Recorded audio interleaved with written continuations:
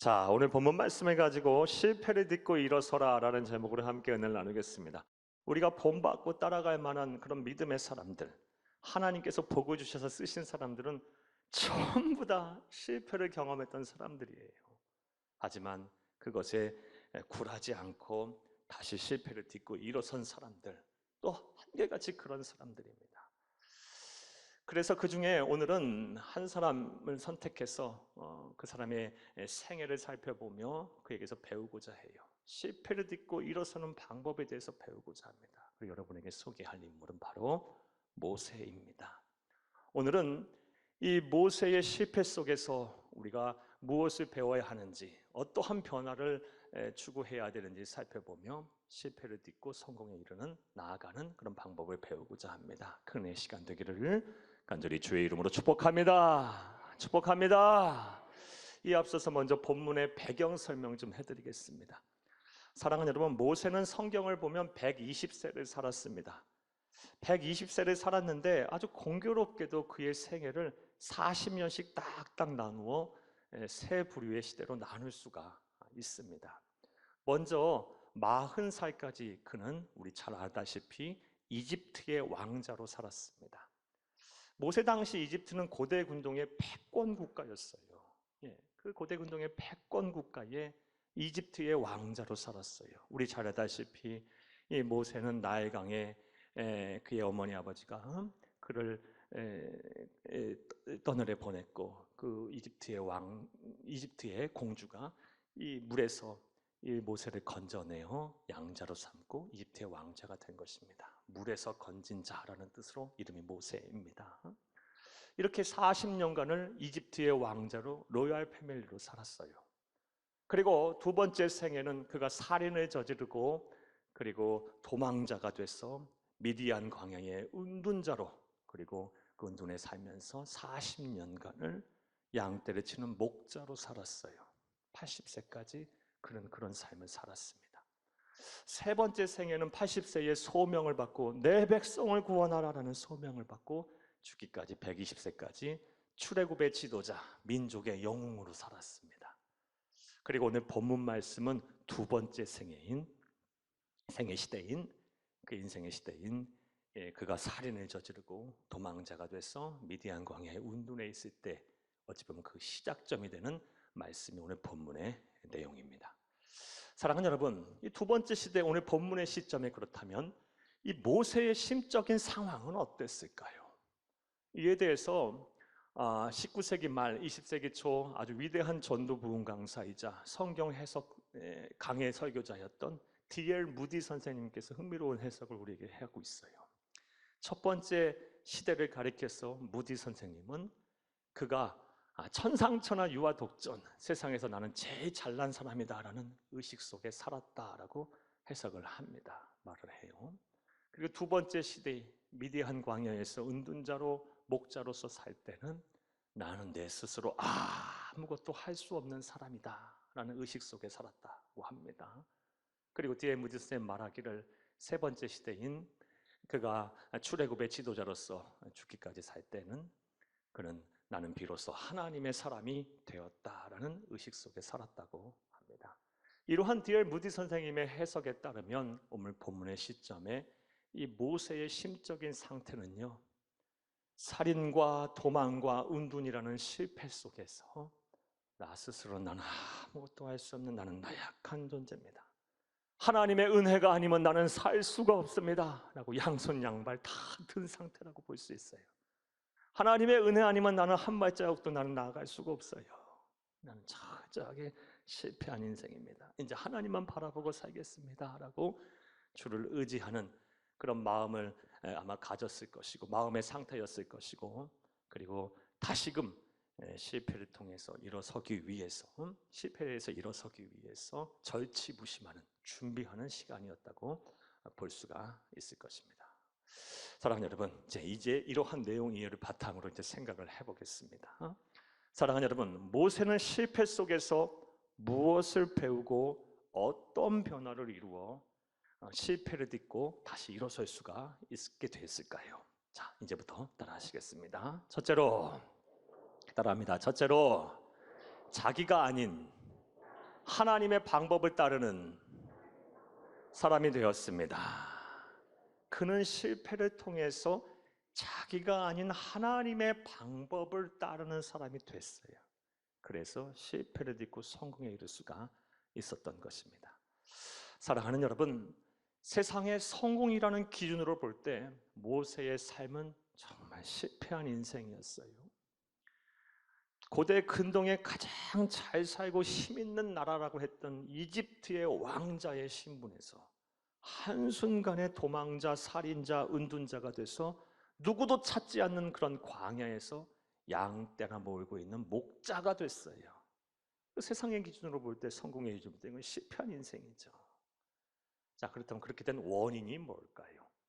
이에 대해서 세상의 역사학자들은 다음과 같은 이야기들을 합니다.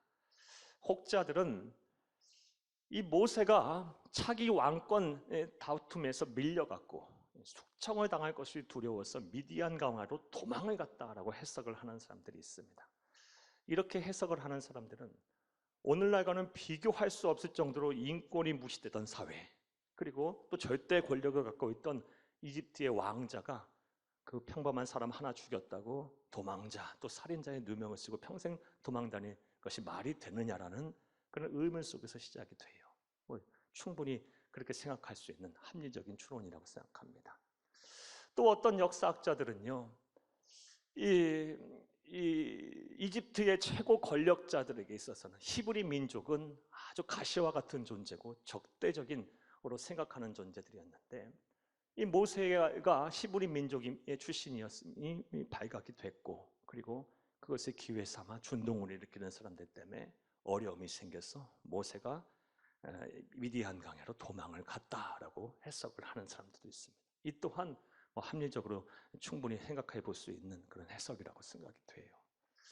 자, 그런데 우리는 이러한 역사학자들의 관점에서 모세의 실패를 바라볼 것이 아니라 하나님의 시각, 영적인 시각으로 모세의 실패를 좀 바라볼 필요가 있습니다. 왜냐하면 사랑하는 여러분, 이 세상의 모든 만물은 하나님이 주관하시는 것이고 이 세상의 모든 역사는 하나님의 섭리 안에 있기 때문입니다. 그리고 우리 그리스도인들은 그것을 믿는 사람들이기 때문입니다. 할렐루야! 그러므로 이 세상에 일어나는 모든 일들을 우리는 하나님의 시각, 영적인 시각으로 바라볼 필요가 있고, 특별히 오늘 본문의 모세의 실패 또한 그리해야 합니다. 자, 그렇다면 이 하나님의 시각, 영적인 시각으로 볼 때 모세의 실패의 원인은 무엇일까요? 여러 가지 말씀드릴 수 있겠지만 가장 중요한 핵심은 모세는 하나님의 뜻을 이루는 데 있어서 하나님의 방법이 아닌 자기 방법대로 했기 때문에 실패했던 것입니다. 너무 중요한 거니까 다시 한번 말씀드려 볼게요. 잘 들어보세요. 모세가 실패한 원인, 하나님의 시각으로 보게 되면 하나님의 뜻을 이루는 데 있어서 하나님의 방법이 아닌 자기 방법대로 하려 했기 때문에 실패한 거예요. 실패한 인생이 된 거예요. 오늘 본문 말씀을 보게 되면 모세는 하나님께서 자기를 지도자로 삼아서 민족을 구원할 거라는 그 하나님의 뜻을 알고 있었어요. 그런 분명한 인식이 있었어요. 이것을 어떻게 알 수 있느냐? 이집트인과 이 히브리 노예가 서로 싸울 때 모세가 누구 편에 들어요? 이집트의 왕자임에도 불구하고 히브리 노예의 편에 들어요. 그리고 자기 형제라고 말하고 있어요. 11, 12절을 함께 읽겠습니다. 모세가 장성한 후에 한 번은 자기 형제들에게 나가서 그들이 고되게 노동하는 것을 보더니 어떤 애굽 사람이 한 히브리 사람 곧 자기 형제를 치는 것을 본지라 좌우를 살펴 사람이 없음을 보고 그 애굽 사람을 쳐 죽여 모래 속에 감추니라. 아멘. 모세는요, 자기가 민족을 구원해야 한다는 것을 알고 있었어요. 어려서부터 계속 교육을 받든 사명을 받든 이것이 하나님의 뜻임, 자기를 향한 하나님의 뜻임을 알고 있었어요. 그런데 민족을 구원하는 과정에서 그가 행한 일이 무엇입니까? 폭력을 행사했고 살인을 저질렀고 시체를 유기하는 범죄를 저질렀어요. 하나님은요, 평화적으로 당신이 기적과 이적을 나타내셔서 하나님의 살아계심을 만천하에 드러내면서 이스라엘 민족을 구원하시기를 원하셨는데 모세는 그것을 잘못 생각한 거예요. 자기의 힘과 능력으로 어찌 해보려고 했던 거예요. 하나님을 배경 삼아, 하나님을 도구 삼아 자기 힘과 능력으로 어떻게 해보려고 했던 거예요. 그래서 실패를 한 거예요. 우리는 이것을 통해서 다음과 같은 아주 귀한 영적인 진리를 배우게 돼요. 여러분 잘 들어보세요. 내가 하고자 하는 일이 선하고 그것이 기도 응답을 통해 받은 일이라 할지라도 그것을 관철시키고 이루는 과정에서 하나님이 방식이 아닌 내 방식대로 일하게 되면 안 되게 돼 있어요. 설령 어찌어찌해서 된다 할지라도 하나님 보시기에 그것이 악임을 믿으시기를 간절히 주의 이름으로 축복합니다. 다시 한번 말씀드릴게요. 이거 오늘 우리가 들어야 될 하나님의 음성이에요. 사랑하는 여러분, 우리가 하고자 하는 일이 선해요. 그리고 하나님의 영광을 높이는 일이에요. 그런 목적에서 시작이 됐어요. 그리고 내가 기도해서 응답을 받은 일이에요. 하지만 그것을 이루어가는 과정에서, 관철시키는 과정에서 하나님의 방법이 아닌, 하나님이 기뻐하시는 일로 하는 것이 아닌 내 방식, 내 고집대로 하게 되면 실패하게 돼 있어요. 이룬다 할지라도 하나님 보시기에 죄예요, 악이에요. 사랑하는 여러분, 모세는 이 모세의 삶을 통해서 우리에게 이 교훈을 주고 있습니다. 그러므로 우리는 우리가 이 실패를 통해서 다시 일어서려면, 또 우리가 하는 일 과정 속에서 하나님께 영광을 드리는 삶을 살려면 반드시 내 방식대로 아닌 하나님의 방식대로 일하기 위해서 노력을 해야 합니다. 그런데 오늘 본문 말씀을 보게 되면 모세의 위대한 면을 보게 돼요. 모세는요, 실패한 후에 바로 이것을 깨달아요. 오늘 보면 17, 18, 17절을 함께 읽겠습니다. 목자들이 와서 그들을 쫓는지라 모세가 일어나 그들을 도와 그 양떼에게 먹이니라. 아멘. 이게 무슨 말씀이냐? 그가 이제 살인을 저지르고 도망을 갑니다. 미디안 광야로 도망을 가요. 광야에 도망을 갔는데 마침 우물이 있어서 거기서 쉬게 됩니다. 그때 미디안 제사장의 7 딸들이 양떼를 몰고 왔어요. 양떼에게 물을 먹이려고 왔는데 그때 또 누가 나타나느냐? 아주 불량한 목자들이 나타나요. 쉽게 말하면 깡패들이 나타난 거예요. 불량배들이 나타난 거예요. 그래서 이 7 딸들을 괴롭혀요. 그때 모세가 어떻게 합니까? 조용히 잘 일을 처리하고 그리고 이 양떼에게 물을 먹이도록 도와줘요. 사랑하는 여러분, 평상시 같았으면, 이집트에 있었을 때 같았으면 어떻게 했겠어요? 당장 때려 죽이죠. 칼로 찔러 죽이던지요. 그러나 더 이상 폭력을 행사하지 않아요. 평화롭게 해결을 합니다. 모세는 실패를 통해서, 살인과 도망과 은둔이라는 이 실패를 통해서 깨달은 바가 있었던 거예요. 하나님의 방법을 따라가야 한다는 것을 깨달은 거예요. 자기 방법이 아닌 하나님의 말씀에 순종하며 사는 것이, 그것이 옳다라는 것을 깨닫게 된 거예요. 그것을 찾기 위한 과정이 시작이 된 거예요. 모세가 자기 방식이 아닌 하나님의 방식을 따르려고 결심하고 그렇게 행동한 순간 놀랍게도 이제 하나님이 일하시기 시작합니다. 하나님이 어떻게 일하세요? 사랑하는 여러분, 그런 일들로 인해서 누가 그를 찾아요? 미디안 제사장인 루엘, 다른 말로 이드로, 이 모세의 장차 장인이 되는 이 루엘이 그를 찾아요. 그리고 그를 극진히 집으로 모셔서 대접을 하고요. 그리고 그에게 딸을 주고 결혼을 시켜요. 미디안 광야 40년을 사는 안식처를 얻게 됐어요. 사랑하는 여러분, 이거 하나님이 하시지 않으면 어떻게 일이 가능합니까? 광야에서 일단 우물 찾아가는 것도 보통 일이 아닐 것이고, 우물에 갔는데 마침 그런 사건이 일어나는 것도 이건 우연이라고 말할 수 없는 것이고, 그런 사건이 일어났을 때 모세가 그렇게 행동한 것도 그렇고, 그 행동 끝에 후에 일어난 그런 일들도 마찬가지고, 또 피난처 안식처를 광야에서 얻게 됐다라는 거, 또 가정까지 얻게 됐다라는 거, 이거 하나님의 착착착착 계획하심과 인도하심 아니면 이거 불가능한 일이에요. 어떻게 이렇게 오차도 없이 딱딱딱딱 일어나나요? 그러니까 하나님의 뜻을 이루는 데 있어서 실패를 통해서 비로소 자기 방식을 거두고 하나님의 방식대로 일하기를 결심하고 그렇게 행동한 순간부터 하나님이 일하셨던 거예요. 이제 권면의 말씀드릴게요. 앞서 말씀드린 대로 우리가 오늘 들어야 할 진리, 내가 아무리 기도하고 응답받은 일이라 할지라도, 그것이 하나님께 영광을 돌리는 선한 일이라 할지라도 그것을 이루는 데 있어서 반드시 내 방식이 아닌 하나님의 방식, 하나님을 기쁘시게 하는 일을 방식대로 하시기를 간절히 주의 이름으로 부탁을 드립니다. 말씀에 순종하고 신앙의 양심을 지켜가며 다른 사람의 눈에 피눈물 나지 않게 하고 하나님께 영광을 돌리고 교만하지 않으며 여러분 이러할 할 일들을 하나님께 지혜를 구하면서 때로는 조금 늦어지고 조금은 조금 손해를 보고 조금 돌아간다 할지라도 내 방식이 아닌 하나님의 방식, 하나님을 기쁘시게 하는 방법을 찾아 하나님의 뜻을 이루어 가시는 귀하고 복된 성도님들이 다 되기를 간절히 주의 이름으로 축복합니다. 축복합니다. 실패를 딛고 다시 일어서려면 사랑하는 여러분, 실패를 통해서 자기 방식이 아닌 하나님의 방식을 깨달았던 이 모세를 본받아야 합니다. 자, 또 둘째로 우리가 실패를 딛고 다시 일어나면 어떻게 해야 할까요? 모세에게서 우리는 무엇을 배워야 할까요? 모세는 어떻게 변화된 삶을 살았기에 실패를 딛고 다시 일어설 수가 있었을까요? 따라 하시겠습니다. 둘째로 내려놓음과 기다림의 신앙인이 되었습니다. 사랑하는 여러분, 모세의 삶, 그가 살인을 저지르고 도망자가 되고 은둔자가 된 이 삶은 계속해서 말씀드리다시피 세상의 성공의 기준으로 볼 땐 이건 완전 실패한 인생이에요. 이집트의 왕자에서 한 아무도 찾지 않은 광야의 목동이 됐어요. 목자가 됐어요. 실패한 인생이에요. 하지만 그는 그러한 실패를 통해서 세상 그 어디에서도 찾을 수 없고 값으로 살 수 없는 신앙을 소유하게 됐기에 그의 인생 자체를 실패한 인생이라고 말할 수는 또 없을 것 같아요.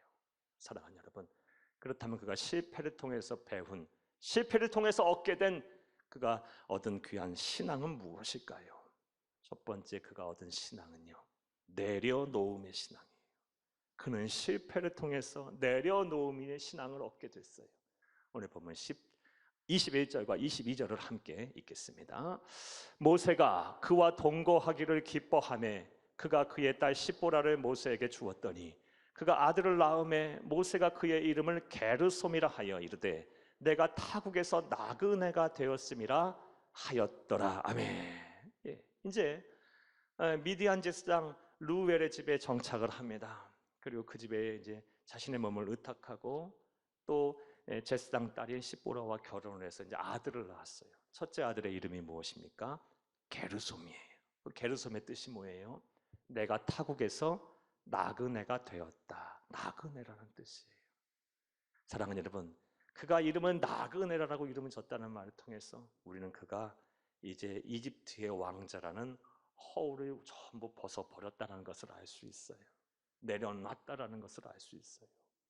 그가 이집트의 왕자라는 것을 내려놓지 않았다면 어떻게 광야에서 삽니까?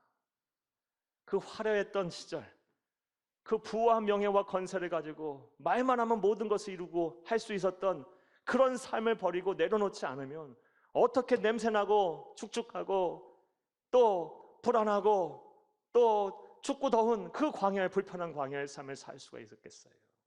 다 내려놓은 거예요. 이제 다 내려놓은 거예요. 내려놓았더니 이제 마음의 평안도 왔고 마음이 안정도 된 거예요. 내려놓았더니 실패를 통해 내려놓음의 신앙을 갖게 됐더니 하나님과 다시 교제가 열렸고 내려놨더니 소명도 다시 받게 된 거예요. 이처럼 실패를 통해서 다시 일어나려면, 실패 속에서 다시 일어나려면 뭐부터 해야 돼요? 내려놓음부터 시작을 해야 돼요. 이게 안 되면 안 돼요. 그런데 안타깝게도 오늘날 많은 성도님들이 이게 안 돼요. 과거의 실패, 실수, 또 아픈 마음의 상처 여러 가지 있어요. 이게 안 내려놓아져서 내가 누군데 이렇게 사냐고, 내가 어떻게 이렇게 살 수 있냐고, 내가 어떤 사람인데 이러냐고 이러면서 왜 나에게 이런 일이 일어나냐고, 내가 도대체 내가 어떤 사람인데 나한테 이런 일을 이렇게 하시냐고. 이 내려놓은 것이 안 돼서 과거에 그냥 얽매여 살면서 과거보다는 비교할 수 없어 더 중요한 이 현재를 망치고 미래 문을 닫아버리고 나뿐만 아니라 다른 사람들까지 힘들게 하는 경우가 얼마나 많은지 몰라요. 여러분들에게 여쭤보겠어요. 여러분들은 어떠세요? 아직도 내려놓지 못한 것들이 있으신가요? 마음의 상처와 아픔, 실패로 인해서 겪었던 고생들, 고통들, 원망, 불평, 짜증, 분노, 손해, 말할 것도 없죠. 이거 안 내려놓게 되면 나아갈 수가 없어요. 앞으로 전진이 안 돼요. 우리가 모세를 통해서 배워야 될 신앙, 내려놓음의 신앙이에요. 이것을 온전히 실천할 수 있는 여러분들이 되기를 간절히 주의 이름으로 축복합니다. 또 모세가 자신의 실패를 통해서 배웠던 또 다른 신앙은 뭘까요? 기다림의 신앙이에요. 기다림의 신앙. 출애굽기 18장 4절 말씀 함께 보겠습니다. 하나의 이름은 엘리에셀이라. 이는 내 아버지의 하나님이 나를 도우사 바로의 칼에서 구원하셨다 함이더라. 아멘. 첫째 아들의 이름은 게르솜이고요. 바로 연이어서 또 아들을 하나 더 낳았어요. 그 둘째 아들의 이름이 뭡니까? 엘리에셀이에요. 이 이름의 뜻이 무엇입니까?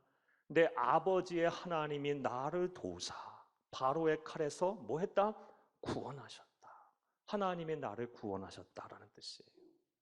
그런데 이 시점, 이 아들의 이름을 지을 시점에서 모세는요 아직 바로의 칼날에서 벗어나지 못했어요. 아직도 그를 위협하는 왕정이 살아있어요.